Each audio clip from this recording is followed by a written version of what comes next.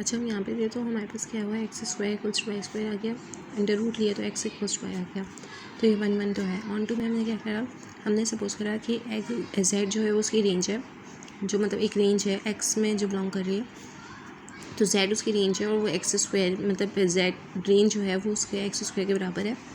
तो हमने क्या करा, जब एक्स को अलग किया तो अंडर रूट जेड आ गया।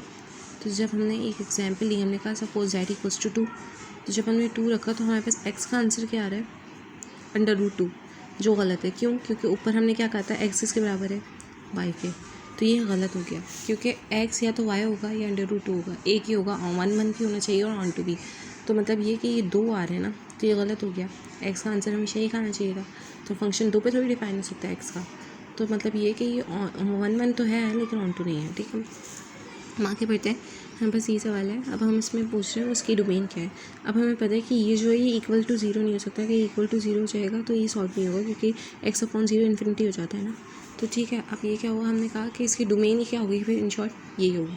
अगर फॉर इंस्टेंस यहाँ पे इस तरह होता कि x upon x square minus 1, तो इसकी डोमेन क्या होती, इसकी डोमेन होती ये r माइनस 1 और 1, क्योंकि अगर हम इधर 1 रखते तो ये क्या हो जाता, एक्स अपॉन 1 माइनस 1, तो ये भी 0 हो जाता है, और अगर -1 रखते तो भी 0 हो जाता।